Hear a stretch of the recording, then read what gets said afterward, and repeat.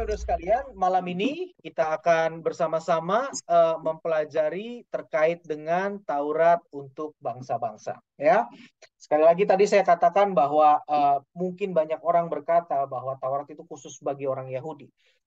Taurat itu khusus hanya bagi bangsa Yahudi, gitu. Apakah benar demikian? Nanti kita akan lihat. Nah, nanti kita juga akan membahas hal-hal yang lain dan tentunya topik Taurat bagi bangsa-bangsa ini sesuai dengan momen yang sekarang ini sedang terjadi dan baru saja selesai, Bapak Ibu sekalian, yaitu adalah Shavuot, gitu ya. Shavuot itu adalah peristiwa di mana Hashem menampakkan diri di Sinai kepada bangsa Yahudi. Memang peristiwa Shavuot itu dialami oleh bangsa Yahudi. Nah, tapi ini juga makna dan dampaknya adalah bagi bangsa-bangsa. Nanti kita akan pelajari di sini.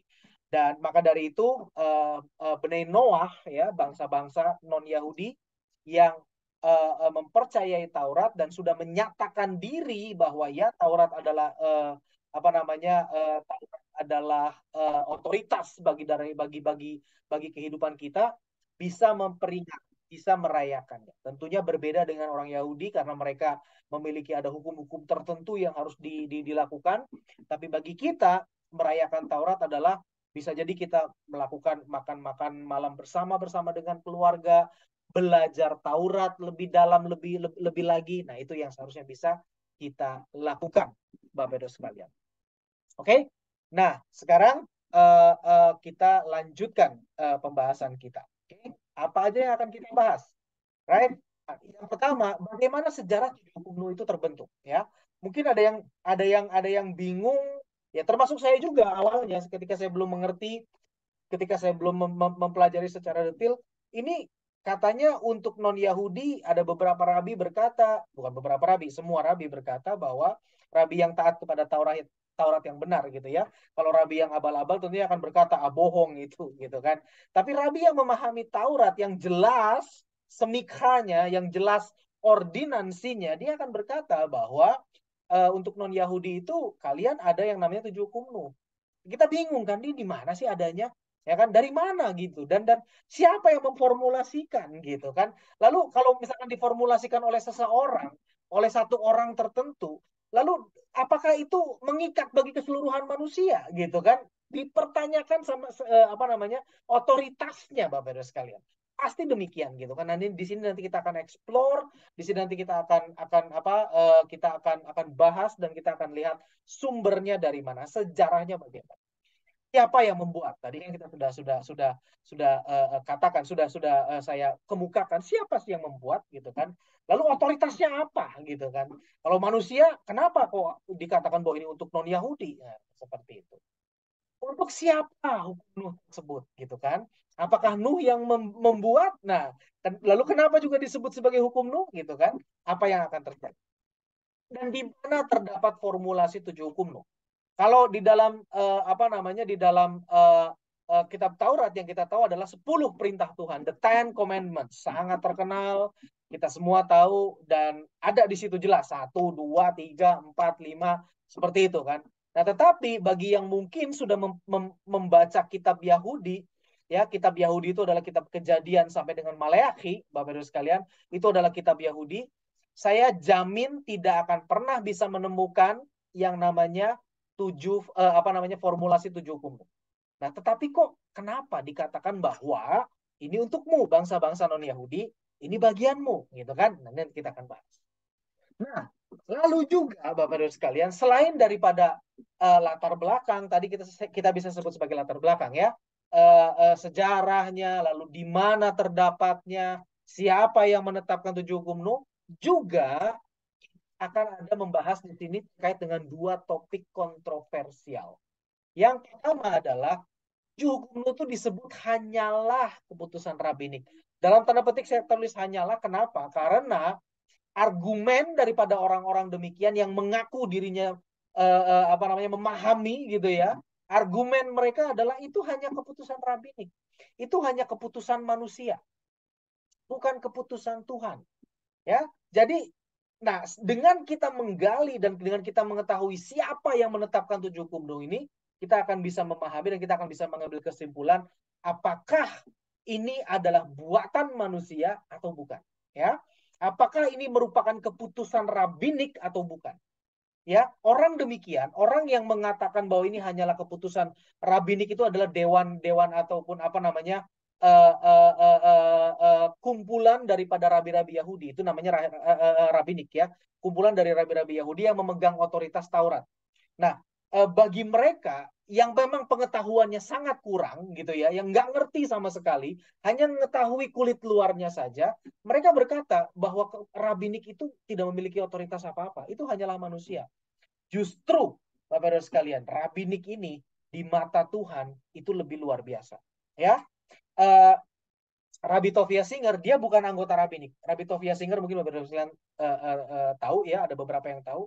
Beliau sempat hidup di Jakarta, sempat tinggal di Jakarta selama 4,5 sampai 5 tahun, dan beliau mengajar banyak sekali pengajaran Taurat. Nah, saya termasuk orang yang selalu rutin ada di dalam pengajaran beliau selama 4,5 sampai 5 tahun tersebut.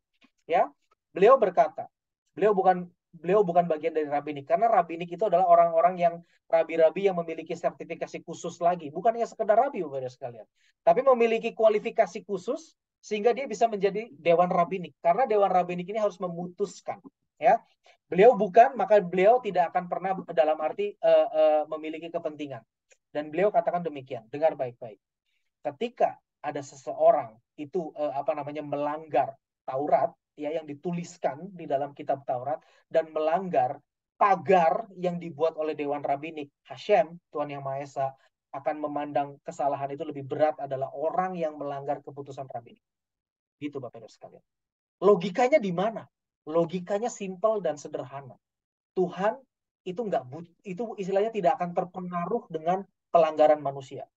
Tuhan adalah tetap Tuhan. Ya kan? Mau manusia melanggar, mau manusia bejat, mau manusia kacau, Tuhan tetaplah Tuhan. Tuhan Maha Kuasa, dan dia buktikan ketika manusia sudah tidak bisa diperbaiki, yang dia pencet apa? Tombol reset. Kapan itu? Ketika air bah. Dia bisa ulang kok manusia. Dia bisa ulang yang namanya peradaban manusia. Tetapi ketika Tuhan memberikan Dewan Rabbinik sebuah otoritas dan manusia itu melanggar, artinya dia itu juga istilahnya tidak menghargai sesama manusia. Dan ini ya, nah ini yang penting Bapak Ibu sekalian. Justru Tuhan itu bukannya Tuhan memandang enteng gitu ya, enggak, tapi karena dia tidak terpengaruh dengan pelanggaran manusia. Tetapi Dewan Rabbinik itu harus dilindungi. Kenapa? Karena sesama manusia. Itu poin pentingnya Bapak Ibu sekalian. Nah, di sini kita bisa paham bahwa Taurat itu memandang penting hubungan antar manusia. Maka dari itu, ketika manusia itu melanggar memberontak secara langsung kepada Tuhan, kejadiannya adalah kejadian di Menara Babel. Saya sudah pernah bahas, bisa buka kembali pengajaran terkait Menara Babel. Yang Tuhan lakukan apa? Tidak memusnahkan umat manusia. Yang Tuhan lakukan apa? Mencerai-beraikan. Tetap hidup mereka, ya kan? Bisa baca sendiri kejadian Menara Babel. Tapi ketika manusia mulai sudah tidak bisa diperbaiki dalam arti saling menghancurkan sesama manusia, Tuhan berkata, selesai kamu, nggak bisa lagi, kamu sudah terlalu korup, sudah terlalu rusak, maka aku akan memulai baru dengan Nuh dan keluarganya. Air bah, Bapak Ibu sekalian. Itu kesalahan terbesar ataupun juga pelanggaran terbesar manusia di generasi air bah, itu adalah karena manusia tidak menghargai sesama manusia. Dikatakan di dalam kitab Kejadian, kitab Beresit, manusia itu menjadi Hamas antara sesamanya, menjadi perampok antara sesamanya. Nggak peduli, istrimu aku suka, sikat. Suaminya protes, bunuh, gitu kan? Itu yang terjadi zaman itu, Bapak Ibu sekalian. Keledaimu aku suka, aku mau, aku ambil. Kamu protes, aku bunuh kamu. Seperti itu. Mengerikan sekali. Maka dari itu Tuhan pencet reset. Ya, ini hanya sekedar background, hanya sekedar pemahaman singkat bagaimana Hashem itu justru sangat melindungi dan sangat juga memproteksi hubungan antar manusia, termasuk juga Dewan Rabbinik yang memang Hashem mau ada di dunia ini, gitu Bapak sekalian. Paham di sini ya? Yang kedua, Itu terkait dengan topik kontroversial juga bahwa hukum Nuh adalah scam, penipuan. Penipuan apa saya nggak ngerti juga. Nanti Bapak Ibu sekalian bisa nilai sendiri ketika kita belajar dari awal sampai akhir gitu ya. Apakah ini merupakan penipuan ataukah memang ini kita justru kembali kepada yang menjadi hakikat diri kita sebagai manusia. Silahkan dinilai dan disimpulkan masing-masing sesuai dengan apa yang nanti kita akan pelajari. Baru Hasyam. Nah, Bapak Ibu sekalian, sekarang uh, kalau kita bicara terkait dengan Syafuot ya, yang perlu kita pahami dengan Syafuot itu adalah Hashem memandatkan Taurat kepada Bnei Israel. Ya, itu terjadi kapan, Bapak Ibu sekalian? Itu terjadi di tahun 2448 setelah penciptaan. Ya, 2448 setelah penciptaan manusia. Oke? Jadi kalau kita terjemahkan ke dalam tahun penanggalan umum kita yang saat ini berlaku, ini adalah tahun 1312 sebelum era umum, BCE, sebelum Masehi. Seperti itu. Dan peristiwa pemberian Taurat ini ketika Hashem menampakkan diri di Sinai itu dicatat dalam kitab Keluaran 19 sampai 24. Ini tidak berurutan Bapak Ibu sekalian karena Taurat sekali lagi bukan merupakan kitab sejarah, ya. Taurat merupakan kitab pengajaran. Dia bisa ada saatnya dia menuliskan kejadian secara berurutan, ada saatnya tidak berurutan. Yang penting Taurat adalah ingin menyampaikan poinnya untuk merupakan pengajaran buat manusia, ya. Di sini kita akan lihat, nanti kita juga akan maju dan mundur antara kitab Shemot 19 sampai dengan 24 itu karena memang ini tidak berurutan. Ada bagian yang detailnya tuh ditaruh di pasal 24. Lalu kita kembali lagi ke 19. Kira-kira seperti itu Bapak Ibu sekalian. Kitab Shemot bagi yang belum familiar itu adalah kitab Keluaran. Ya, dalam versi terjemahan walaupun itu bukan terjemahan resmi daripada kitab Taurat, itu ada di dalam kitab Shemot, itu ekuivalensinya adalah kitab Keluaran atau dalam versi bahasa Inggris. Sekali lagi, walaupun itu bukan terjemahan yang diotorisasi oleh orang Yahudi, oleh Rabi Yahudi, itu adalah kitab Exodus. Oke? Nah, Bapak Ibu sekalian, Dewan Rabinik itu juga terbentuk di tahun ini atas dasar nasihat Yitro. Ya mungkin ini menjadi apa ya? Yang ini harus kita pahami bahwa disinilah Hashem juga mengakui otoritas daripada Dewan Rabinik. Saya ceritakan sedikit terkait dengan hal ini. Ya ini mungkin sesinya agak panjang, jadi Bapak Ibu sekalian harap bersiap-siap. Jadi ini nggak akan 1 jam, mungkin agak lebih sedikit dari 1 jam ya. Dewan Rabbin ini terbentuk atas nasihat Yitro yang ada di dalam Shemot 18 atau kitab Keluaran pasal 18. Jadi kita semua mungkin ada yang tahu ceritanya bahwa Yitro itu kan datang mengunjungi Musa setelah peristiwa Laut Merah terbelah segala macam. Lalu ceritanya yang ditulis di dalam kitab Taurat, di dalam kitab Keluaran, kitab Shemot, dikatakan bahwa Yitro melihat Musa itu berdiri seharian dan bangsa itu mengantri gitu loh untuk melakukan konsultasi dengan Musa. Sebetulnya konsultasinya apa? Simple, karena mereka merupakan bangsa yang baru, diberikan perintah yang baru juga, mereka bertanya, bagaimana kalau begini Musa? Kalau kejadiannya begini bagaimana? Bagaimana kalau ternyata ada begini? Kalau yang seperti ini bagaimana? Aspek ini bagaimana? Yang itu bagaimana? Itu yang terjadi Bapak Ibu sekalian. Dan semua itu harus ngantri satu persatu kepada Musa. Lalu Yitro memberi usul apa? Yitro memberi usul, kamu pilih di antara tua-tua itu, kamu pilih mereka yang cakap mengajar. Lalu kamu ajarkan kepada mereka. Biarlah mereka yang melakukannya kepada sukunya masing-masing. Bila mana ada yang tidak bisa dipecahkan oleh mereka, tidak bisa dijelaskan oleh mereka, barulah kepada kamu Musa. Silahkan bisa dibaca sendiri. Nah, itulah cikal bakal daripada Dewan Rabinik Bapak Ibu sekalian. Musa yang menginisiasi itu atas dasar input ataupun usulan daripada Yitro yang adalah mertuanya, ya. Dan Hashem pun setuju. Tidak dikatakan bahwa Hashem menolak perintah Musa apa segala macam, usulan Yitro segala macam, tidak. Tapi justru itu yang dijalankan mulai dari saat itu, detik itu, sampai dengan saat ini, Bapak sekalian, ada yang namanya Dewan Rabbinik dari masing-masing suku. Dan Dewan Rabbinik ini uniknya adalah 70, berjumlah 70 orang. Dari para pemimpin Israel berjumlah 70 orang. Ditambah dengan satu orang, yaitu Musa sebagai pemimpinnya. Di setiap generasi juga sama. 70 orang. Ketika Musa selesai hidupnya, yang menjadi satu orang yang memimpin Dewan Rabbinik ini adalah siapa? Yosua, Bapak Ibu sekalian. Terus demikian juga sampai era para hakim, era para raja-raja Israel sampai dengan saat ini. Saat ini sih memang belum terbentuk. Kenapa? Karena kekhususan bahwa Dewan Rabbinik yang 70 ini adalah harus selalu ada bersama dengan entah itu tabernakel atau Beit Hamikdash, Beit Suci.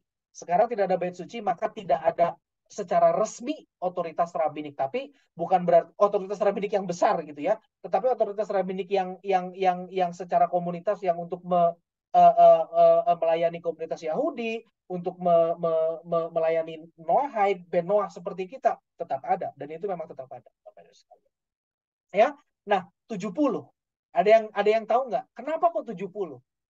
Kenapa kok Hashem mesti berkata kepada Musa, pilih 70 orang. 70 itu bicara apa? Ada yang ingat nggak? Angka 70 itu ngomongin apa sih? Bangsa-bangsa. Iya, Bang. Baru Hashem. Betul sekali. 70 itu bangsa-bangsa. Kita tahu dari kitab Taurat juga bahwa bangsa-bangsa di dunia ini adalah berjumlah 70 bangsa. Kalau sekarang memang secara negara itu lebih dari 70 gitu kan, tetapi secara bangsa itu adalah 70. Contohnya paling gampang adalah bangsa etnis Melayu. Indonesia, Malaysia itu kan sebenarnya satu juga gitu kan secara bangsa. Boleh dikatakan demikian. Jadi negara saat ini itu tidak ekuivalen dengan bangsa. Bangsa di hadapan Hashem tetap adalah 70 bangsa, saudara sekalian. Nah, nanti kita akan lihat di sini apa hubungannya antara angka 70 ini dengan Taurat. Nanti kita akan lihat. Ini akan sangat manis, akan sangat luar biasa, dan kita akan bisa ambil kesimpulan yang akan bisa mudah-mudahan Be'ezrat Hashem mencerahkan kehidupan kita. Oke? Nah ini Bapak Ibu sekalian, kita titik tolak kita dari sini. Dari pemberian mandat Taurat di Sinai yang dikenal dengan peristiwa Shavuot. Ya, yang baru saja kita selesai rayakan. Dari tanggal 25 malam, hari Kamis malam, sampai dengan persis hari ini selesai gitu Bapak Ibu sekalian. Nah, sekarang pertanyaannya, ini tahun 2448, 1312 sebelum Masehi. Kita juga semua tahu dari sejarah, dari kita membaca sejarah segala macam, sudah terjadi juga sebelumnya. Ada kehidupan yang terjadi sebelumnya, ya kan? Seperti ini. Lalu pertanyaannya adalah, tadi ini dimandatkan di tahun 2448, ya. Oke lah, katakanlah mulai gitu ya pemandatan Taurat. Tapi sebelumnya ini apa yang terjadi? Ya, apa yang dijadikan panduan menjadi pedoman manusia sebelum peristiwa Syafuat? Bagaimana mereka hidup, gitu kan? Lalu juga apakah ada hukum yang berlaku saat sebelum Syafuat ini, saat sebelum pemberian Taurat di Sinai? Ada nggak hukum yang berlaku? Kalau ada sumbernya dari mana? Itu yang harus kita pertanyakan. Betul nggak, Bapak Ibu sekalian? Apakah dunia itu kacau beliau dan tidak ada aturan sama sekali, atau seperti apa? Dan ada beberapa fragmen-fragmen yang harusnya kita bisa mikir, yang justru harusnya kita bisa membuat kita berpikir, sebetulnya ada loh hukum yang berlaku di dunia saat itu. Seharusnya, Bapak Ibu sekalian. Saya akan bawa kita sedikit demi sedikit, saya buka sedikit demi sedikit fragmen-fragmen tersebut. Ya, saya twist dengan sebuah pertanyaan. Sebelum Taurat itu kan, kalau kita bingung hukum apa yang terjadi, coba kita tanyakan kepada diri kita. Apa dasar Hashem menjatuhkan hukuman air bah, Menara Babel, Sodom, dan lain-lain kepada umat manusia? Ya kan? Air bah itu terjadi di tahun 1657 setelah penciptaan. Atau kalau kita terjemahkan ke dalam tahun kita yang berlaku saat ini, itu adalah tahun 2013 BCE, sebelum era umum, sebelum Masehi, Bapak Ibu sekalian. Ada air bah yang terjadi di situ. Hashem berkata bahwa mereka sudah korup. Hukumnya apa? Kalau tidak ada hukum, balikkan lagi pertanyaannya. Apakah adil? Ketika Hashem berkata, semua manusia, semua makhluk, bahkan seluruh bumi, seluruh binatang, itu harus dihabiskan. Itu harus ditenggelamkan di dalam air bah. Apakah itu adil? Apakah itu Tuhan yang adil, Bapak Ibu sekalian? Pertanyaannya demikian, ya kan? Kita pasti bisa menjawab, Tuhan itu adil. Tuhan itu adalah Tuhan yang maha kasih, Tuhan yang maha esa, Tuhan yang maha kuasa, tapi dia juga Tuhan yang maha adil. Dia tidak mungkin melakukan sesuatu tanpa ada standar yang jelas. Kalau Tuhan yang kita sembah, yang menciptakan kita ini, Bapak Ibu sekalian, adalah Tuhan yang bertindak semena-mena, betapa mengerikannya kehidupan kita. Bisa suatu saat tiba-tiba tanpa jelas kita meledak, gitu kan? Bisa suatu jelas tanpa jelas kita, bahkan bukan hanya diri kita pribadi, tapi dunia ini juga habis hancur tanpa sesuatu dasar standar yang jelas. Ya kan? Itu yang harus kita yang harusnya nalar manusia ada sampai ke sana, Bapak sekali. Oke? Nah, artinya kalau kita percaya bahwa Tuhan yang mengakibatkan air bah itu adalah Tuhan yang adil, maka dari itu kesimpulannya hanya satu dan tidak mungkin ada dua, adalah ada standar atau hukum yang dipakai dan dipahami oleh manusia saat itu, saat air bah. Ya, bukan hanya sepihak, Bapak Ibu sekalian, tetapi dipahami juga oleh manusia harusnya. Ya, kita harusnya bisa sampai kepada kesimpulan seperti itu seharusnya, Bapak Ibu sekalian. Kita maju lagi.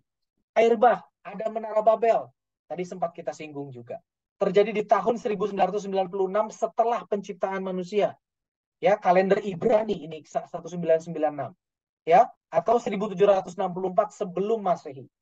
Ya, ini adalah kalender Ibrani. Kita saat ini ada di tahun 5783. Jadi ini udah ribuan tahun yang lalu. Menara Babel juga sama. Dikatakan ini mereka udah kacau. Maka Tuhan turun dan mengacaukan bahasa mereka. Dasarnya apa? Ya kan? Kalau nggak ada dasarnya, mengerikan. Berikutnya, Kodeks Hammurabi. Nah ini yang dikatakan bahwa oh sebetulnya ada Kodeks Hammurabi loh. 10 perintah Tuhan itu sebetulnya juga sebagiannya ada yang dimasukkan ke dalam ada tercatat juga di dalam Kodeks Hammurabi. Betul sekali Bapak Ibu sekalian. Nah ya, Kodeks Hammurabi itu ada di tahun 2010 ya, ditulis oleh Raja Hammurabi, Raja Babel, Raja Mesopotamia, itu di 1750 sebelum Masehi. Jadi sekitar 14 tahun setelah Menara Babel itu terjadi dan mereka membentuk kerajaan-kerajaan lagi, dan si Hammurabi ini dia menuliskan hukumnya, dikenal dengan hukum Hammurabi. Ya. Nah, sekarang pertanyaannya, dari mana Hammurabi bisa tahu, bisa merumuskan hukum-hukum tersebut? Ada 200 pasal di dalam kodeks ini. Kalau kita mau lihat kodeksnya bisa ke Perancis, ke Museum Louvre gitu ya di sana. Itu di Perancis ada Bapak Ibu sekalian. Dan ini termasuk hukum-hukum sipil gitu ya, bagaimana mengatur kehidupan. Nah, sekarang pertanyaannya, sumbernya dari mana? Apakah dia sangat jenius? Apakah dia tiba-tiba mendapatkan ilham? Atau seperti apa? Nah, ini nanti kita akan bahas ya. Berikutnya, Sodom dan Gomora juga sama Bapak Ibu sekalian. Ya, dasarnya apa? Hashem sampai harus membumi hanguskan kota Sodom dan Gomora. Itu pasti ada hukum yang berlaku di situ. Lalu yang terakhir, saya berikan sedikit apa namanya kisi-kisi juga. Peristiwa Dinah di Sikem. Apa yang terjadi dengan Dinah di Sikem, Bapak Ibu sekalian? Ada yang mungkin mau menjelaskan? Sekaligus refresh memori kita. Siapa yang mau menjelaskan? Apa yang terjadi dengan Dinah di Sikem? Diperkosa. Lalu setelah itu, apa yang dilakukan oleh saudara-saudara Dinah? Dia membunuh orang yang laki-laki. Ya, jadi saudaranya Dinah yang namanya Simeon dan Levi, itu mereka bantai seluruh laki-laki di kota Sikem. Apakah Hashem memandang dia bersalah? Silakan bisa dibaca. Tidak dipandang bersalah. Artinya apa yang dilakukan oleh saudara laki-laki daripada Dinah dengan membalaskan itu adalah tepat. Artinya mereka menegakkan hukum, Bapak Ibu sekalian. Ya, jadi hukum yang berlaku, dan sebetulnya ini juga yang berlaku sampai dengan saat ini, masuk ke dalam 7 hukum Nuh adalah bila mana didapati bahwa ada seorang yang melakukan pelanggaran dan tidak dilakukan penghakiman, tidak diadili, malah satu kota diam-diam saja, artinya seluruh kota itu sudah ada di dalam hukuman mati, Bapak-Ibu sekalian. Itu hukumnya, Bapak-Ibu sekalian. Nah, Simeon dan Levi mengeksekusi itu dan Tuhan tidak memandang dia bersalah. Nggak memandang dia bersalah. Kenapa? Karena memang itu layak seperti itu dilakukan. Jadi si pangeran Sikem itu dia sudah memperkosa Dinah, tapi ke seluruh kota juga tahu, seluruh kota Sikem itu tahu, tapi mereka diam aja. Para tua-tua Sikem diam saja 1000 bahasa. Tidak mengadili, tidak ngapa-ngapain gitu ya, diam aja. Ya udahlah, biarin aja lah. Itu seharusnya mengerikan Bapak sekali, ya. Jadi ini adalah sebuah hukum yang terjadi dan berlaku sampai dengan saat ini. Nah, ini Bapak sekalian. Jadi ini semua ini membuktikan kepada kita bahwa sebelum Taurat pun sudah ada tatanan hukum. Dan Taurat ini kan disebut sebagai hukum Taurat. Dan Taurat itu mengatur kehidupan manusia, Bapak sekalian, ya. Hukum-hukum orang Yahudi, bagaimana mereka hidup segala macam. Oke? Jadi di sini sudah ada jejak hukum. Jejak hukum. Nah, sekarang kita akan lihat dari mana itu sumber. Dari mana si Hammurabi bisa merumuskan itu semua. Lalu hukum apa dan sumbernya dari mana. Oke? Saya bawa satu dengan pertanyaan terakhir di sini, bahwa apakah Hashem ketika menciptakan dunia ini sekedar mencipta saja tanpa menetapkan aturan? Saya yakin tidak. Ya, karena Hashem mengetahui, apalagi Hashem itu maha mengetahui. Hashem sudah memberikan manusia itu free will, kehendak bebas. Artinya manusia bisa memilih, mau milih kanan, mau milih kiri, ya kan? Dan ditambah lagi dengan manusia itu bukan hanya satu. Hashem berkata, berkembang biaklah dan bertambah banyaklah. Pasti akan ada manusia yang clash satu dengan yang lain.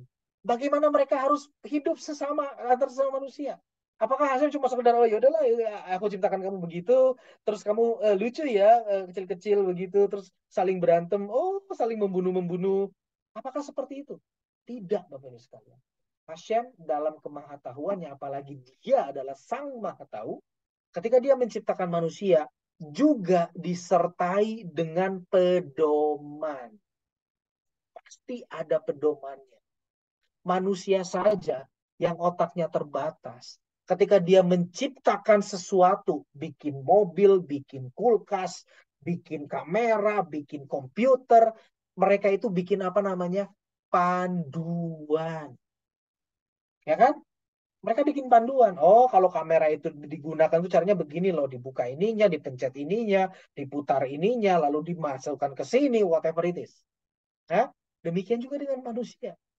Ketika manusia hidup, oh kamu punya free will. Oh, maka dari itu pasti harus ada panduan yang baik dan benar. Begini loh kamu harus hidup. Begini loh kamu harus memperlakukan sesamamu. Begini loh kamu harus. Seperti itu. Oke, saya bawa sedikit konsep berpikir sistematis, ya. Dan ini yang terjadi sedikit mengulang, tetapi sebetulnya ini saya kaitkan dengan satu zaman yang lebih awal daripada air bah, gitu ya. Ini adalah perjalanan manusia melakukan tikun. Kita semua tahu manusia Hashem menciptakan manusia Adam dan Hawa, tapi mereka melanggar, memakan buah pengetahuan baik dan jahat, dan akhirnya harus ke bumi ini. Terus ya kan sampai kepada air bah, lanjut lagi sampai kepada Menara Babel, dan judul daripada, kalau kita beri judul daripada Adam, mulai dari Adam dan Hawa sampai Menara Babel adalah kegagalan. Ya, di sini menjaga dan melakukan Taurat yang adalah detil panduan hidup manusia menjadi tugas setiap individu, Bapak-Ibu sekalian.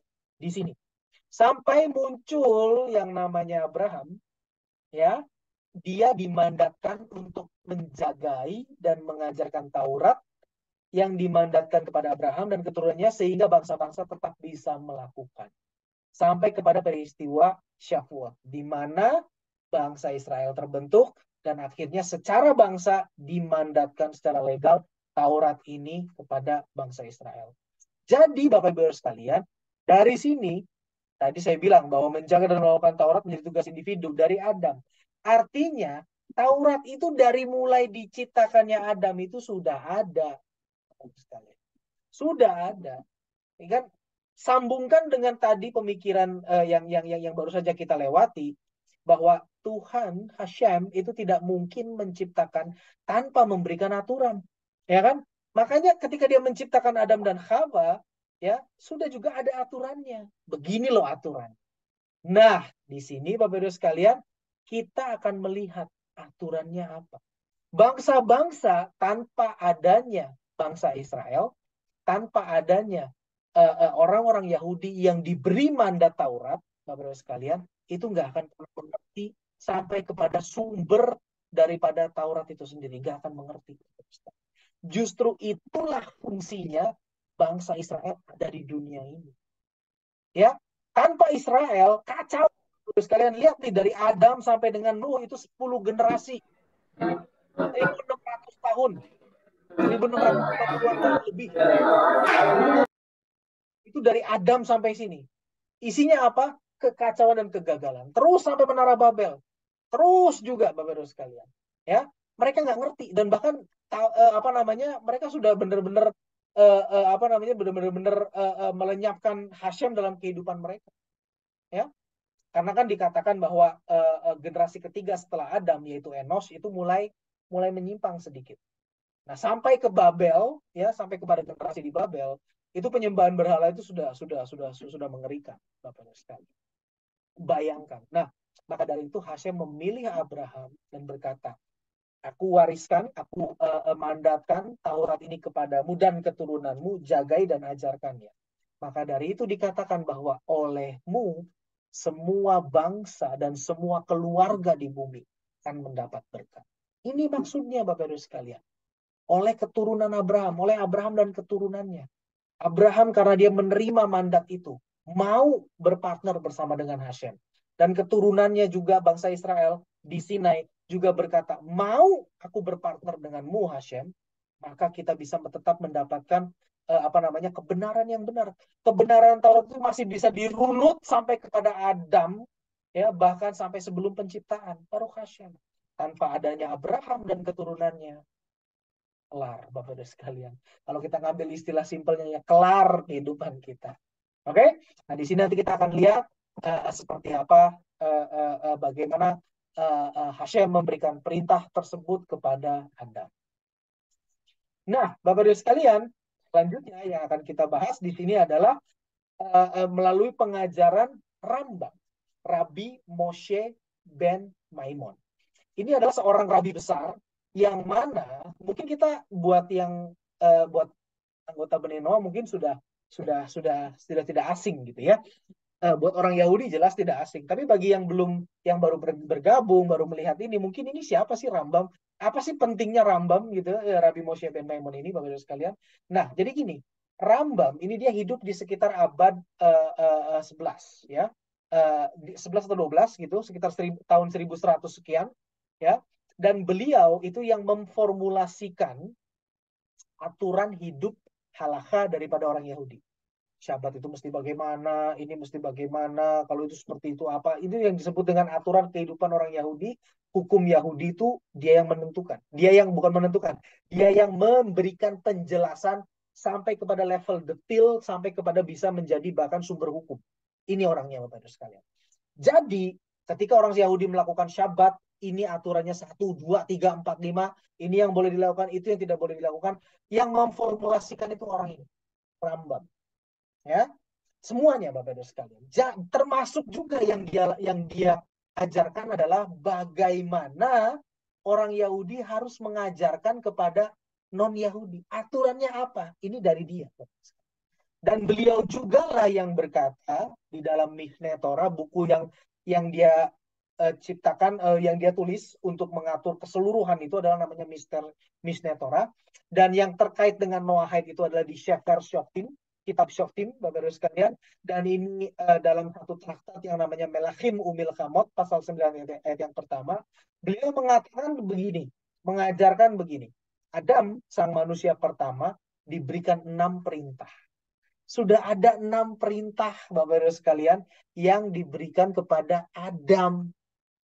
Ya, Nuh menerima tambahan 1 perintah, jadi 7, dan melalui Musa guru kita keseluruhan Taurat itu lengkap. Lengkap apa artinya?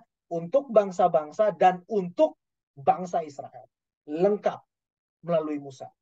Melalui Musa itu di mana? Dalam peristiwa di Sinai, yaitu peristiwa Syafur. Ya, 3 dimensi baru yang Hashem berikan di Sinai, ya. Jadi 6 dari untuk yang diberikan kepada Adam. Adam mengajarkan turun-temurun terus sampai kepada Nuh. Nuh setelah air bah itu diberikan perintah yang ke-7, nanti kita akan bahas, ya. Lalu kepada Musa dikatakan lengkap di Sinai. Ada 3 dimensi baru yang Hashem berikan di Sinai yang menjadikan keseluruhan Torah itu lengkap, yaitu yang pertama, detail dari 7 perintah untuk non-Israel, untuk non-Yahudi yang belum dinyatakan di era sebelum Sinai itu dijelaskan kepada Musa. Ya, ingat Musa itu 40 hari 40 malam di atas gunung Sinai. Itu yang diterima oleh Musa. Perintah untuk orang Yahudi detailnya dan perintah untuk non-Yahudi juga detailnya. Itu yang harus kita ketahui. Ini yang banyak tidak diketahui oleh orang lain, oleh orang umum. Kenapa? Karena mereka benci Yahudi. Mendengar-dengar Yahudi aja, oh Yahudi, kan? Dengan berbagai macam alasan, gitu kan? Padahal orang Yahudi, bangsa Yahudi yang percaya dan memegang Taurat dengan benar, mereka lah yang memiliki kunci kehidupan ini. Dengar baik-baik, Bapak-Ibu sekalian. Baruch Hashem, diberkatilah kita yang mau belajar dan mau merendahkan hati kita, belajar daripada pemegang mandat itu. Yang berikutnya, keabsolutan dan kekekalan perintah-perintah Torah. Jadi ini menegaskan kembali bahwa ini adalah absolut dan kekal. Dan maka dari itu, poin yang ketiga, tidak mungkin menambah atau mengurangi Torah. Torah itu sama dengan Taurat, ya. Seperti itu. Bagi Israel dan bagi non-Israel. Jadi Taurat itu kekal, Bapak-Ibu sekalian. Taurat itu sudah absolut, tidak mungkin ditambah dan tidak mungkin dikurangi. Dan tidak, artinya juga tidak mungkin dibatalkan. Gitu. Jadi kalau ada yang ngomong itu sudah batal apa segala macam, batalnya bagaimana? Gitu kan. Simple aja Bapak-Ibu sekalian. Nanti kita akan lihat, simple. Nanti ya, kita akan lihat dalam perjalanannya. Kita akan bisa menilai sendiri bahwa pembatalan Taurat itu tidak mungkin. Tidak mungkin, ya. Kita akan lihat. Oke, dan ini juga terkait dengan 6 perintah yang diberikan kepada Adam, manusia pertama, dan juga Nuh, itu juga dicatat juga di dalam kitab Talmud. Ini kitab Talmud itu adalah sebelum Rambam, gitu ya, dalam traktat Sanhedrin pasal 7. Ada tulis di situ. Nah, ini yang akan kita bahas, Bapak-Ibu sekalian. Ya, ini yang akan kita bahas. Kenapa? Karena dari sini kita jadi tahu bahwa ini yang diberikan kepada Adam loh. Lalu setelah itu kepada Nuh loh. Lalu baru setelah itu diselesaikan, dilengkapi di Sinai. Itu perjalanan yang akan kita lalui bersama, Bapak sekalian. Ya, harap bersabar. Saya katakan ini agak lama, pelan-pelan, ya, sehingga kita biar bisa mengupas dengan baik tanpa terburu-buru, dan Bapak-Ibu sekalian tentunya bisa mendapatkan pemahaman yang utuh, benar, dan juga bermanfaat bagi kita semua. Oke, kita lanjutkan dengan yang pertama. Apa yang dikatakan? Kenapa? Di mana kok kita bisa tahu bahwa 6 perintah pertama itu diberikan kepada Adam? Kita baca di sini. Ya, dikatakan di sini apa? Di dalam kitab Bereshit pasal yang kedua ayat yang ke-16. Dikatakan di sini, Bapak Ibu Saudara sekalian, adalah, sebentar, ini ada sedikit yang harus saya klik. Dikatakan di sini apa? Vayetav Hashem Elohim al Ha'adam le'imor michol etz hagan achol tochal. Artinya, dan Hashem Elohim memerintahkan Ha'adam, memerintahkan manusia pertama itu yang dia ciptakan, yang baru saja diciptakan. Katanya, dari semua pohon di taman ini kamu boleh memakan. Ya, Yang saya mau jelaskan di sini yang pertama adalah kata memerintahkan. Dalam bahasa Ibrani itu adalah saf. Jadi kata, ucapan itu dalam bahasa Ibrani itu memiliki tingkatan, Bapak Ibu sekalian. Leimor ini kan berkata juga kan, katanya. Bukan ini kan katanya, itu kan leimor. Leimor itu adalah sebuah apa namanya digunakan untuk orang yang ngomong dengan orang yang dekat. Jadi ada keakraban, ada kehangatan. Itu leimor, ya. Tetap di atasnya leimor itu ada daber, ya itu lebih formal.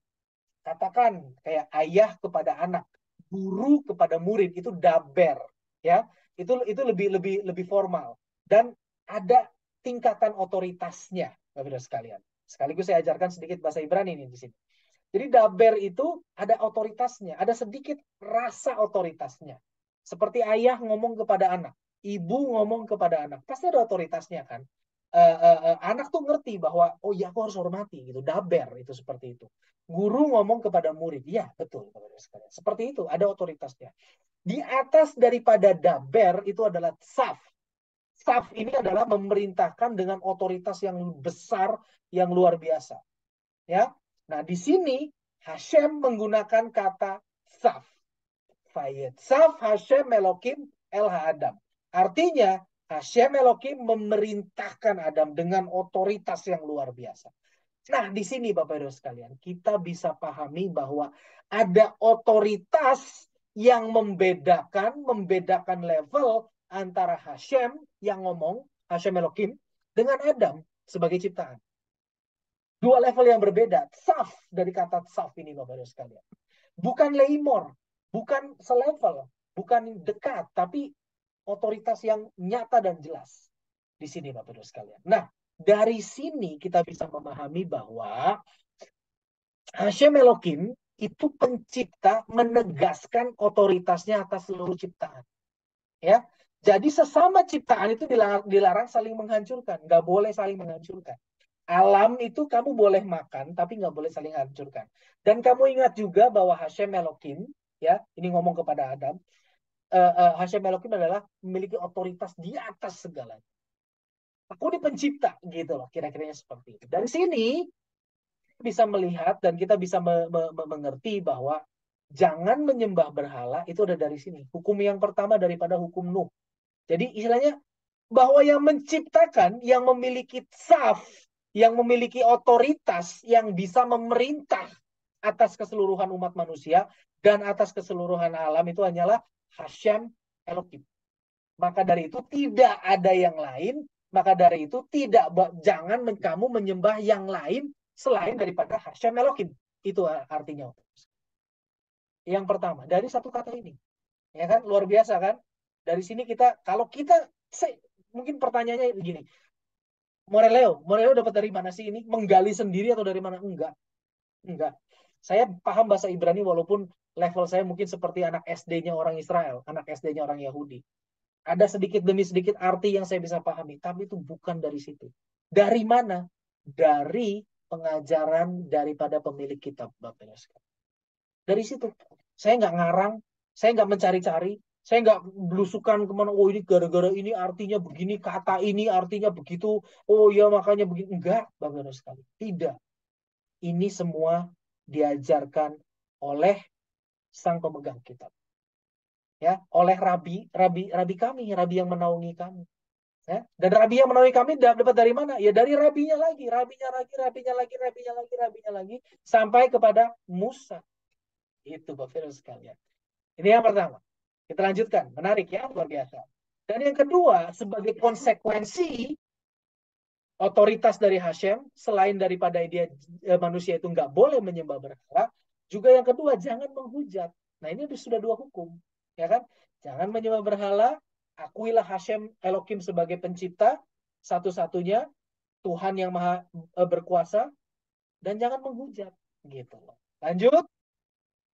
Jangan membunuh. Ya, jadi di sini menegaskan otoritasnya atas seluruh ciptaan, sesama ciptaan dilarang saling menghancurkan. Nggak boleh, nggak boleh.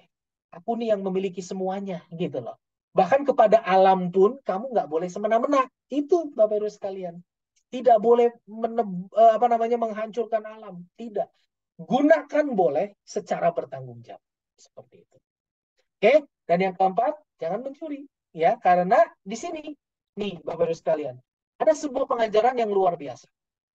Kenapa Hashem harus berkata, dari semua pohon di taman ini kamu boleh memakan. Ya, ada satu pembahasan, ini di dalam Talmud, Gemara berkata bahwa Gemara itu murid ya, murid yang belajar Taurat itu di zaman ketika Talmud belum diredaksikan, itu ketika mereka masih ada di Israel gitu ya. Murid yang belajar kepada rabinya. Ya, muridnya itu disebut Gemara, rabinya itu disebut Acharonim gitu ya. Nah, ini sekedar pengetahuan aja. Nah, murid-murid itu pada bertanya, kalau misalkan kenapa Hashem itu harus berkata dari semua pohon di taman ini kamu boleh memakan? Kenapa harus memberikan perkataan itu? Kenapa harus memberikan perintah bahwa kamu boleh memakannya? Bukankah itu semua ada diciptakan untuk manusia? Lalu rabinya menjawab apa?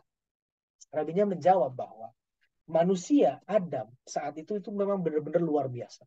Dia itu adalah manusia yang tidak memiliki yetzer. Kalau Adam tidak diberikan perintah ini, seumur-umur Adam tidak akan pernah makan pohon, tidak akan pernah makan buah. Kenapa? Karena dia tahu tidak ada izin, Bapak-Ibu sekalian. Ya, jadi makanya Hashim harus memberikan izin. Oke, Adam, sekarang kamu ada di sini. Ini ada ini di Gan Eden. Maka dari itu aku katakan kepadamu bahwa dari semua pohon di taman ini kamu boleh memakan. Eat, makan, gitu kan? Ada izin yang diberikan. Nah, maka dari itu ada mengerti bahwa ada kepemilikan. Tanpa ada izin dari sang pemilik, maka kita nggak boleh mengambil. Artinya, jangan mencuri. Ya kan? Ada kepemilikan. Gitu.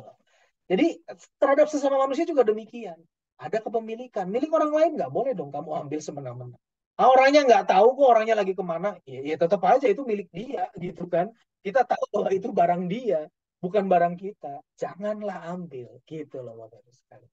Luar biasa ya Taurat ya. Dari satu kalimat, isinya itu mengerikan, banyak sekali, luar biasa sekali. Nah sekarang, yang kelima, manusia sebagai puncak ciptaan juga harus menegakkan kebenaran dan keadilan, Bapak-Ibu sekalian. Ini ada 5 di sini. Karena apa? Hashem ada otoritas, Hashem memberikan otoritas itu kepada manusia, manusia harus juga menegakkan kebenaran dan keadilan di dunia ini. Itu yang dipahami oleh Adam dari perkataan ini. Nah sekarang pertanyaannya, Moreleo, bagaimana Adam bisa mengerti? Bagaimana Adam bisa mengerti bahwa dari perkataan Vayetza Hashem Elokim El Adam Leimor Mikol Etz Hagan Ochel Tohal. Bagaimana bisa mengerti dia 5 pemahaman? Ada yang pernah dengar, pernah pernah mendengarkan, menyimak pengajaran Mora Elisheva terkait dengan bagaimana Adam menamai binatang? Ada yang pernah ingat? Ada ya? Di websitenya Etzchai. Nama daripada binatang yang dalam bahasa Indonesia itu anjing, itu artinya apa? Dalam bahasa Ibrani itu apa namanya? Kelef. Kelef. Dan Kelef. bagaimana Adam bisa menamai bahwa si anjing itu kelef? Kelef Bagaimana? sifat itu yang setia. Melihat esensinya. Exactly. Pak Yori benar, karena Adam melihat esensi daripada binatang yang namanya anjing. Sehingga dia berkata, kelef. Kelef itu artinya all heart. Semua itu hati. Kulolev. All heart. Kelef, makanya sekarang kita tahu bahwa anjing itu adalah binatang yang paling setia. Karena memang esensi dia tuh itu. All heart. Gitu kan. Nah, ketika Hashem berkata, Vayetza, Hashem Elokim, El Adam, dan semuanya ini, Adam ngerti, oh iya, Hashem punya otoritas. Aku harus menyembahnya dia. Hashem setelah itu juga dia jangan dihujat. Maka itu juga jangan membunuh. Maka itu juga jangan mencuri. Ada kepemilikan. Hashem berkata semua pohon ini kamu boleh makannya. Oh iya, ini pohon ini seluruh dunia ini milik Hashem. Kalau dia nggak izinkan, aku nggak boleh makan. Kepemilikan. Dan yang kelima, karena aku manusia sebagai puncak ciptaan harus menegakkan kebenaran dan keadilan. Dari situ Bapak-Ibu sekalian, Adam itu adalah seorang manusia yang sangat luar biasa. Kalau dia bisa mengerti esensi seekor binatang yang dan di akhirnya dia beri nama kelef karena esensinya, terlebih lagi bagaimana dia bisa mengerti ini. Luar biasa. Ya, memang setelah dia makan buah pengetahuan, maka dia itu menjadi manusia yang berbeda. Kenapa? Karena sudah ada Yetzer Hara yang melingkupi dan Hashem sudah menjadi semakin jauh dalam pemahaman buat dia. Itu pokok bahasan yang lain yang tidak akan saya bahas di sini, tapi yang jelas ini adalah Adam di mana ketika dia belum memiliki melakukan kesalahan. Dan pemahaman ini dia bawa terus. Dia bawa terus Bapak Ibu sekalian. Walaupun dia jatuh, walaupun dia melakukan kesalahan dengan makan buah itu, pemahaman ini dia bawa terus. Ada. Dan dia ajarkan kepada anak-anak. Maka dari itu Taurat menulis silsilahnya Adam. Ya, Kain membunuh Habel, harusnya kan Habel yang membawa pemahaman ini, tapi karena dia dibunuh, maka dari anaknya yang namanya Set, ya kan? Set, Enos, terus Mahalalel, segala macam, Metushalah, bla bla bla sampai Nuh. Itu adalah orang-orang. Kenapa Taurat menuliskan nama-nama itu? Keturunan Adam sampai kepada Nuh, karena Taurat ingin menjelaskan kepada kita pemahaman ini yang dipahami oleh Adam itu diturunkan terus kepada orang-orang yang aku tuliskan namanya itu loh, gitu loh Bapak Ibu sekalian. Artinya tuh itu luar biasa ya Taurat. Kalau kita nggak pernah bisa belajar dari sumber yang tepat, percuma. Itu Taurat hanya sekedar ya gitu kan. Bahkan ada orang yang ngomong bahwa Taurat itu sudah kuno, sudah nggak berlaku. Salah. Kita akan lihat di sini betapa Taurat itu adalah kekal. Baru Kasyam. Ini baru 5. Tapi tadi dikatakan oleh Rambam 6. Satu lagi di mana? Ya kan? Satu laginya di mana dong? Udah Bapak Ibu sekalian. Satu laginya adalah di di pasal 2 juga. Di pasal 2 juga ayat yang ke-24. Yang dikatakan Alken ya azaf ish et aviv pe'et imo pedafak be isto pehayu lefasar echad. Sekalian. Yang artinya, maka dari itu laki-laki harus meninggalkan ayahnya dan ibunya, terikat dengan istrinya, dan akan menjadi atau menghasilkan satu daging. Nah, di sini Hashem sedang memberikan perintah kepada Adam untuk berpopulasi, untuk memenuhi bumi. Nah, dalam konteks untuk berpopulasi itu harus melalui yang namanya hubungan seks. Nah, hubungan seks itu harus dilakukan dengan istrinya. Ya kan? Dengan istrinya. Istrinya siapa? Istrimu. Bukan istri tetanggamu, bukan istri saudaramu, bukan istrinya orang lain, gitu kan. Harus dengan istrimu. Artinya disahkan dulu jadi istri. Dan bukan dengan ayahmu, bukan juga dengan ibumu. Karena harus ditinggalkan. Jadi ayah dan ibu itu bukan objek seksual, Bapak-Ibu sekalian. Maka dari itu di sini sekaligus kita dapat bahwa jangan melakukan imoralitas seksual. Imoralitas seksual itu termasuk di dalamnya incest antara ayah ibu anak dengan orang tua, itu kan incest. Nggak boleh Bapak Ibu sekalian. Di sini jelas dijelaskan. Ya. Lalu juga ada yang namanya perzinahan dengan istri orang lain. Ya itu nggak boleh juga gitu loh. Seperti itu. Nah, juga termasuk dengan terkait dengan hubungan seks ini, itu kriterianya adalah untuk menghasilkan satu daging. Yang itu adalah hubungan seks yang dirancangkan dan yang merupakan kehendak Hashem, hubungan seks yang menghasilkan satu daging. Artinya laki-laki dengan perempuan, bukan laki-laki dengan cowok, Bapak Ibu sekalian. Bukan perempuan dengan perempuan, karena itu hubungan seks yang tidak akan menghasilkan satu daging, dan itu adalah kekejian di hadapan Hashem. Nah, di sini kita lihat di sini. Jadi, jangan melakukan imoralitas seksual itu bukan hanya sekedar bicara mengenai tentang perzinahan, tidak boleh, incest tidak boleh, termasuk juga sesama jenis di sini. Nggak boleh, Bapak Ibu sekalian. Tidak bisa. Kenapa? Karena hubungan seks, sekali lagi, itu harus menghasilkan satu daging, harus menghasilkan bayi. Ya, laki-laki dengan laki-laki nggak bisa. Ya, terserah mau caranya gimana pun. Ya, ada yang klaim transgender hamil, katanya kata dokter bilang itu mah cuman pakai silikon aja. Jadi ngapain gitu ya? Gitu, kurang kerjaan. Ya, jadi nggak bisa. Nah, jadi di sini jelas dari awal pun sudah dikatakan bahwa sesama jenis itu nggak bisa. Mohon maaf gitu ya. Sorry, ini bukan pola dan bukan apa namanya, bukan desain awalnya tuh nggak begitu gitu ya. Nah, jadi seperti itu. Jadi ini sedikit agak intermezzo karena terkait dengan hal ini ada satu hal yang cukup menarik dan saya pikir ini akan baik juga buat kita gitu ya, saya ceritakan. Jadi beberapa hari yang lalu, mungkin bulan lalu, kalau kalau saya nggak salah ingat, saya apa namanya, diminta untuk bersedia menjadi narasumber dari ada 2 orang pemuda Indonesia yang lagi kuliah, mahasiswa gitu ya. Dia ingin menuliskan skripsi terkait dengan Yudaisme. Saya bilang boleh, no problem. Saya jelaskan Yudaisme itu seperti ini semua, gitu ya. Kita ketemu lumayan lama, ada sekitar 3 jam kalau kalau nggak saya ingat, kalau saya nggak salah ingat, 3 jam itu belum apa-apa. Saya cuma baru baru bisa menjelaskan kulitnya aja, itu pun juga kulit yang bagian ya sedikit sekali gitu loh, baru 3 jam gitu ya.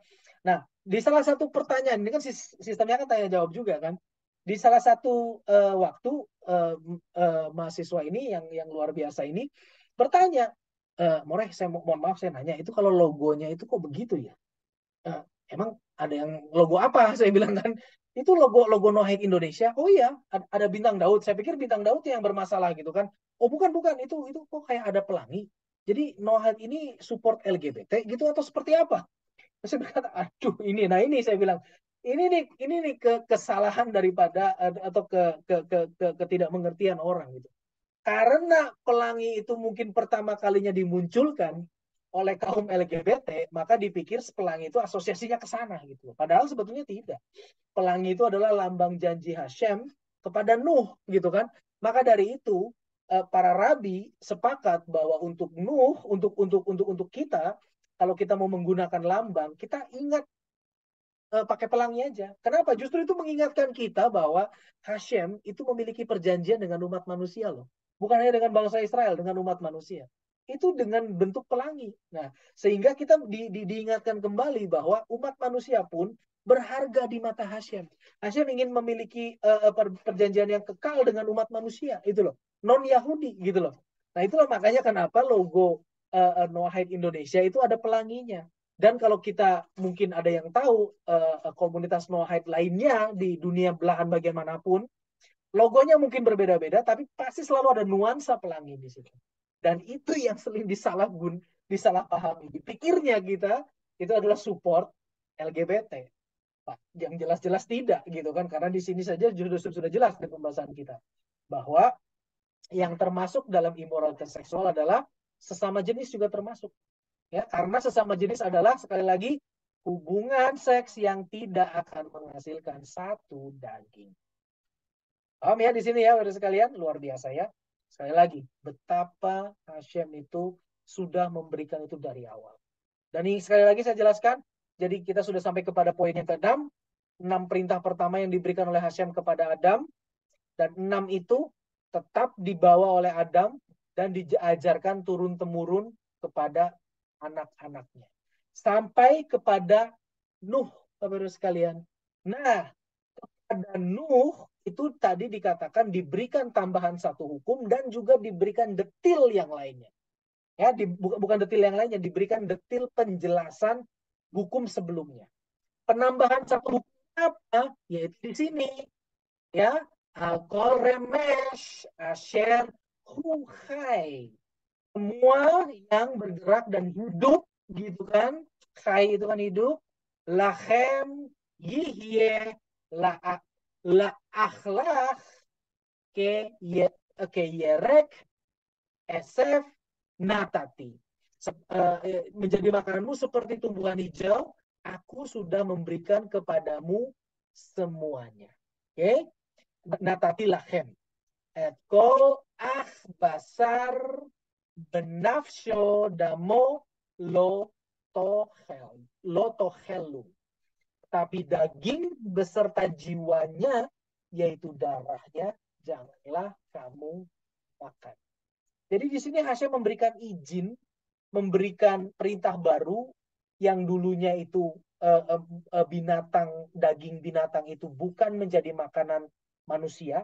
Ya, setelah air bah, Hashem memberikan izin dan sekaligus memberikan perintah baru kepada Nuh dan generasi di bawahnya, yaitu daging, semua yang bergerak dan hidup menjadi makanan.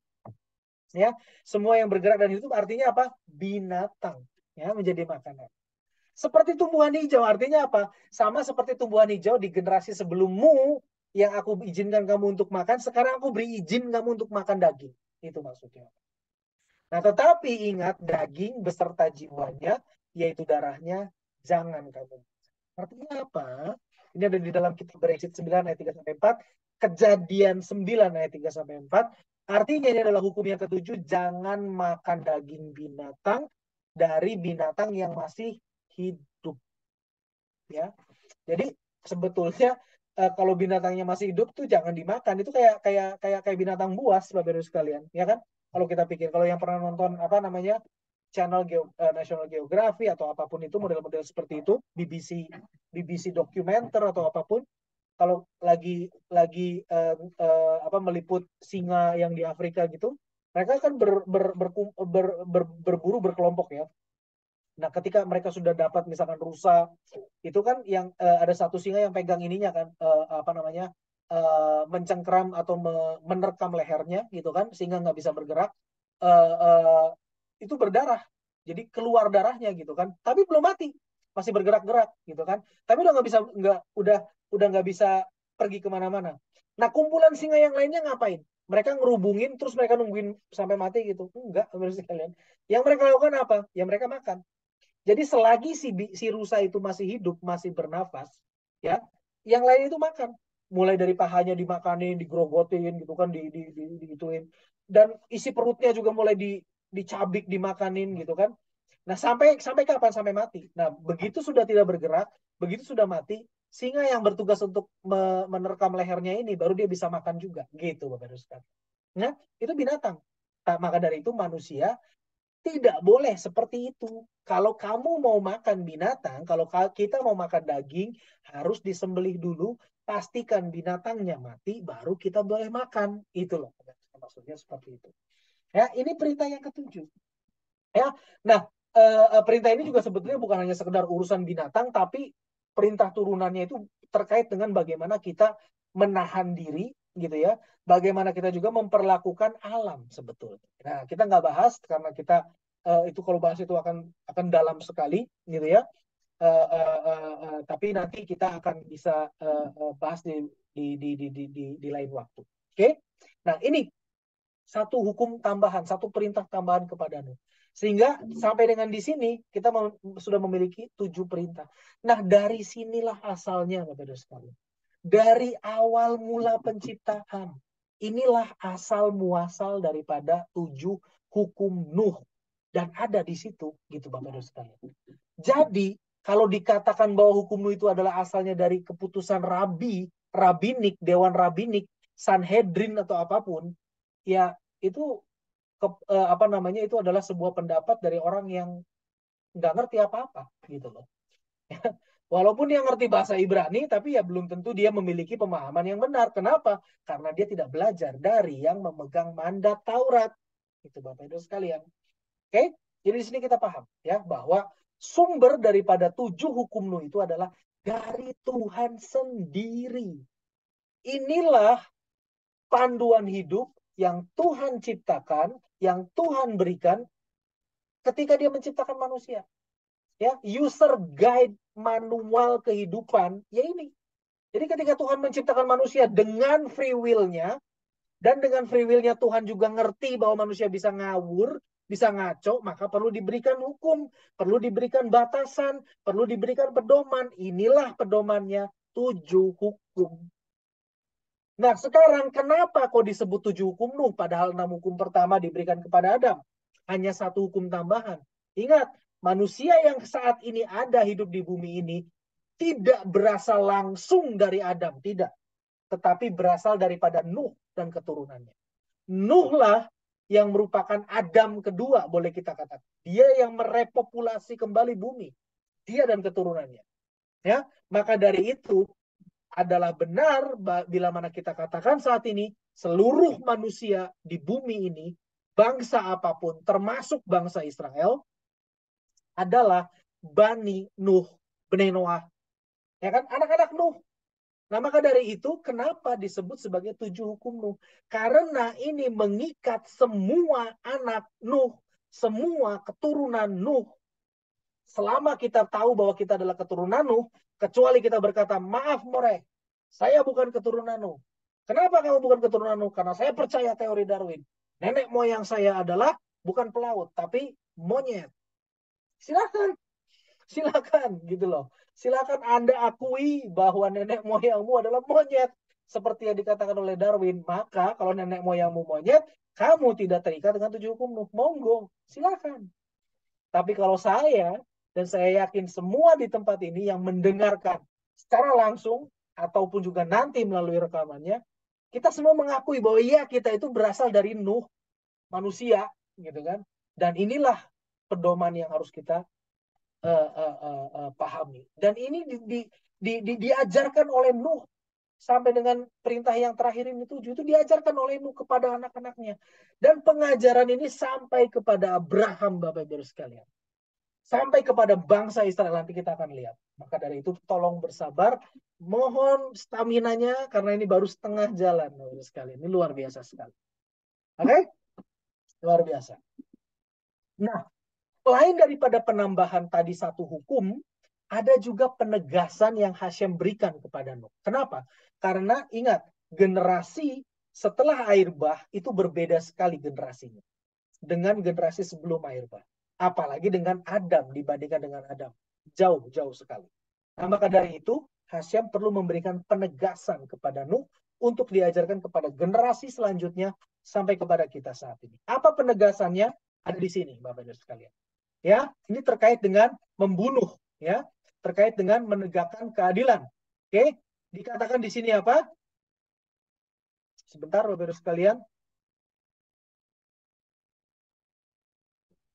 Enggak apa-apa. Oke. Et dimchem lenafshatechem. Fa'at dimchem lenafshatechem. Lalu lanjutnya apa? Esmiad kol haya edres shenu. Umiyad ha'adam miyad ish akhif edresh et nefesh ha'adam. Oke? Nah, dikatakan di sini pasal ayat yang kelima dari kitab Beresit pasal 9, tetapi darahmu, ya, jiwamu, ya, damhem, lenafshatechem, ya, darahmu dan jiwamu, aku akan menuntut pertanggungan jawab. Dari tangan binatang buas, kalau manusia mati gara-gara binatang buas, aku akan menuntutnya. Hashem katakan demikian. Dari tangan manusia, dari tangan setiap manusia, yaitu saudaranya, kita itu semua bersaudara, Bapak Ibu sekalian. Ya, kita memang ayah ibu kita memang beda, tapi kalau kita runut sampai kepada Nuh, kita itu semua bersaudara, betul kan? Iya, maka dari itu sebetulnya kalau kita bisa memahami ini, setiap kita, suku apapun, warna kulit apapun, saudara. Maka dari itu kita harus melakukan dengan baik dan benar, gitu ya. Oke, anyway. Nah, masuk ke sini kita kembali. Dari tangan manusia, dari tangan setiap manusia, yaitu saudaranya sendiri, aku juga akan menuntut jiwa manusia. Artinya apa di sini? Ini penegasan terhadap perintah jangan membunuh, Bapak Ibu sekalian. Penegasan dari perintah jangan membunuh. Ya, apa yang ditegaskan? Yang pertama adalah, oke, kita lanjutkan ayat yang ke-6 dulu. Sopek, oke, sopek dam ha-adam be-adam damo yisapeh. Ki betselem elokim asah et ha-adam. Ya, jadi di sini barang siapa menumpahkan darah manusia, melalui manusia jugalah darahnya harus ditumpahkan. Karena menurut gambar Elohimlah ia, Hashem, Tuhan, membuat manusia. Ya, ini ayat selanjutnya, Bereshit pasal 9, Kejadian pasal 9, ayat yang ke-6. Penegasan ada perintah menegakkan kebenaran dan keadilan. Kalau sebelumnya menegaskan perintah nggak boleh membunuh, ya, bahwa kita itu nggak boleh membunuh, Hashem itu akan memperhitungkan darahnya itu, ya, darah-darah setiap manusia gitu ya. Walaupun terhadap binatang buas, aku tetap akan menuntut, kata Hashem, gitu kan. Apalagi terhadap saudaranya, gitu kan. Kalau kita sesama manusia saling membunuh, Hashem juga akan menuntut. Nah, bagaimana sesama manusia itu akan Hashem menuntutkan darahnya, yaitu melalui ini, menegakkan kebenaran dan keadilan. Barang siapa menumpahkan darah manusia, melalui manusia juga lah darahnya harus ditumpah. Artinya apa? Lembaga pengadilan. Mida keneged mida, measure for measure. Kamu melenyapkan nyawa orang, maka yang menjadi bayarannya adalah nyawamu juga. Ya, Bapak-Ibu sekalian, coba dipikir deh. Berapa bisa kita nilai nyawa manusia? Apakah cukup dengan penjara seumur hidup? Bukan bisa. Beda. Apakah cukup dengan hanya membayar, apalagi seperti hukum di kita ini sekaligus surat terbuka, ya, mungkin ada juga para pemangku kepentingan yang apa namanya bisa melegislasi, ya, anggota DPR terutama gitu ya. Kan hukum, kalau yang saya tahu KUHP kita, kalau melakukan pembunuhan itu melenyapkan nyawa orang gitu ya, tidak direncanakan, kayak misalkan berantem gitu ya, terus tiba-tiba kesel dibunuh gitu ya, itu hukumannya 20 tahun penjara sepemahaman saya di kitab KUHP. Tapi kalau berencana seumur hidup atau hukuman mati. Tapi kalau bisa jangan hukuman mati gitu kan. Nah, sebetulnya dengan 20 tahun penjara, apakah nyawa manusia yang hilang itu bisa ditebus dengan 20 tahun penjara? Nggak bisa, nggak bisa. Yang ada adalah nyawa manusia itu harus ditebus juga dengan nyawa manusia. Kenapa? Coba bayangkan. Betapa potensi yang hilang dari si orang yang mati itu. Itu yang pertama. Yang kedua, betapa potensi keturunan daripada orang ini yang hilang. Ya. Apakah kita bisa berkata bahwa ya dia kan belum tentu jadi orang benar. Hello, kita bukan Tuhan. Kita tidak bisa memutuskan atau menghakimi bahwa kalau orang jahat itu pasti jahat terus. Nggak bisa, Bapak-Ibu sekalian. Kita bukan Tuhan. Ada yang namanya kesempatan, ada yang namanya pertobatan. Ya mungkin orang yang mati itu, yang meninggal dibunuh itu saat itu emang dia kelakuannya nggak beres gitu misalkan. Tapi apakah kita punya jaminan? Apakah kita yakin, seyakin-yakinnya bahwa dia akan selamanya nggak beres? Siapa tahu 1 menit kemudian kalau dia nggak mati dia bisa bertobat. Kita nggak pernah tahu kan. Nah, maka dari itu ini yang dimaksud Bapak sekalian. Hashem itu menegaskan kepada Nuh bahwa nyawa manusia itu berharga. Tidak akan pernah ada manusia siapapun yang bisa menilai dan berhak menilai nyawa manusia itu bisa diukur dibandingkan dengan sesuatu yang material. Apalagi kalau penegakan hukumnya itu bisa disogok. Orang sudah membunuh bisa bebas, mengerikan sekali. Orang demikian itu nggak akan lolos dari Hashem. Dengar baik-baik. Ya. Nah, jadi di sini benar-benar bahwa Hashem itu memberikan sebuah penegasan kepada Nuh, kamu harus mendirikan lembaga pengadilan dan harus berfungsi dengan benar. Kamu adili kalau mencuri itu bagaimana, apa yang perlu dilakukan, bukti-bukti apa, lalu sidangnya seperti apa. Ini termasuk perintah, Bapak-Ibu sekalian. Ya, nah, tidak mendirikan lembaga pengadilan itu yang terjadi di dalam kota Shechem. Sudah terjadi sesuatu kejahatan, mereka diem aja, mereka nggak mengadili. Nah, ini sudah merupakan pelanggaran. Termasuk negara-negara saat ini juga, siapapun negaranya, apapun negaranya, kalau mereka tidak memiliki lembaga pengadilan yang baik dan benar, artinya mereka sedang melanggar hukum Nuh, melanggar hukum yang ke-7. Ya? Kembali ke sini, bahwa di sini dijelaskan bahwa Hashem memerintahkan kepada Nuh untuk menegakkan kebenaran dan keadilan. Termasuk di dalamnya, bila mana itu sebuah komunitas, sebuah masyarakat, sebuah negara, maka harus mendirikan lembaga pengadilan yang berfungsi dengan baik. Kenapa? Karena ini adalah wakil Tuhan. Ingat loh, lihat ya. ya, barang siapa menumpahkan darah manusia, melalui manusia juga lah darahnya harus ditumpahkan. Hashem memberikan otoritas kepada manusia lain untuk mengambil nyawa. Boleh, tentunya atas dasar yang benar gitu kan. Kalau memang sudah terbukti, oh iya dia sudah membunuh orang apa segala macam, seperti itu Bapak-Ibu sekalian. Maka dari itu tidaklah salah bila mana dikatakan lembaga pengadilan dan penegak keadilan itu adalah wakil daripada Tuhan. Benar sekali. Itu sesuai dengan hukum. Tetapi jika wakil Tuhan menyelewengkan, artinya dia sudah nanti akan berurusan dengan Tuhan. Ya, mendingan bagi mereka-mereka aparat-aparat penegak hukum, pembuat-pembuat keputusan yang masih gini-gini, ya, saya sih peringatkan demi kasih Tuhan, beresin hidup lah, gitu ya. Lakukan pengadilan dengan benar, lakukan penegakan hukum dengan benar, ya, karena Anda itu adalah wakil Tuhan. Saudara sekalian adalah nanti akan bertanggung jawab kepada Tuhan yang mempunyai langit dan bumi. Oke, kita kembali ke pembahasan. Jadi, Bapak-Ibu sekalian, dari tadi yang kita sudah bahas, bahwa kesimpulannya, Hashem memberikan kepada Adam dan Nuh itu 7 kerangka perintah. 7 kerangka perintah, betul ya? Yang pertama, jangan menyembah berhala. Yang kedua, jangan menghujat Hashem. Yang ketiga, jangan membunuh. Yang keempat, jangan mencuri.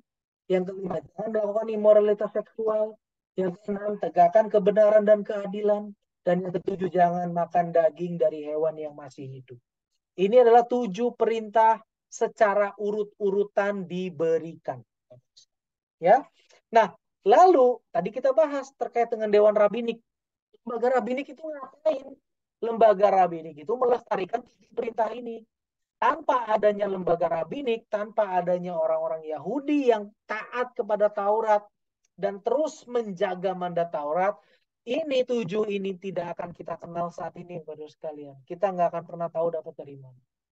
Ya, menjelaskan dan mengajarkan kepada seluruh bangsa, Bapak sekalian. Itu tugas daripada bangsa Israel.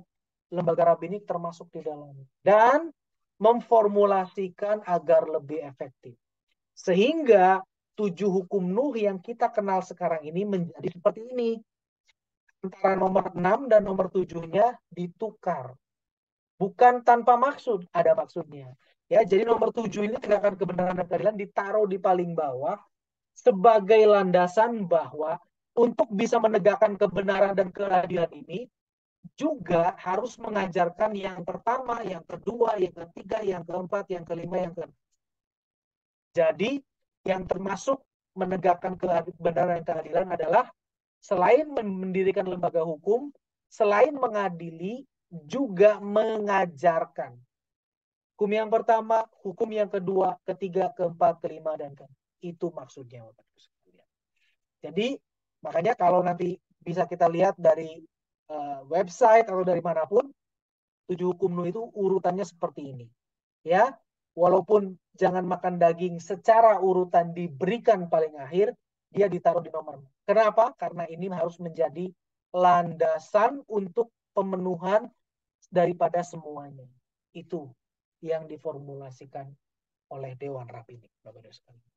Baruch Hashem terkait dengan menjelaskan dan mengajarkan kepada seluruh bangsa, kita Bnei Noah Indonesia ini secara organisasi, secara komunitas, kita itu benar-benar ada di bawah naungan lembaga Rabinik ini, Bapak-Ibu sekalian. Makanya saya bisa memiliki pemahaman yang demikian. Sekali lagi saya katakan ini bukan dari pemahaman saya, bukan dari saya yang nyari-nyari ilham, berpuasa, bertapa di gua ini dan gua itu. Enggak, Bapak-Ibu sekalian. Saya belajar dari orang yang memegang mandat. Ya, sebentar ini saya tunjukkan dahulu terkait dengan apa ya, boleh dikatakan sebuah sertifikat lah. Dan ini menyatakan bahwa lembaga Rabinik ini, yaitu ini namanya apa namanya Noahide Academy di Yerusalem, yaitu sebuah organisasi Rabinik di Yerusalem yang memang menaungi Noahide di seluruh dunia, memberikan saya sebuah sertifikat yang mengatakan bahwa saya itu sebagai community leader, ya, dan memiliki afiliasi dengan Noahide Academy. Artinya saya ini bukan liar, Saya ini dan Noahide Indonesia ini bukan liar, nggak liar. Kita ada di bawah naungan pengajaran yang benar. Ini Bapak-Ibu sekalian. Baruch Hashem ini semua tercapai berkat dukungan daripada seluruh komunitas Bnei Noah Indonesia. Ya, sedekah-sedekah daripada Bnei Noah Indonesia itu saya gunakan untuk membangun afiliasi ini. Saya belajar, saya juga beberapa kali sempat minta Rabi untuk memberikan pengajaran kepada para Noahide di sini. Ya, belakangan ini tidak sempat karena Rabi Peretz, ini Rabi Moshe Peretz itu sedang sibuk dengan apa namanya, ada program khusus mulai dari Orchaim, sekarang ada Yoredeah, di mana saya termasuk di dalamnya juga. Nanti berikutnya nanti ada Shoftim, yaitu para nanti yang bisa menjadi hakim di atas ini semua, Bapak Ibu sekalian.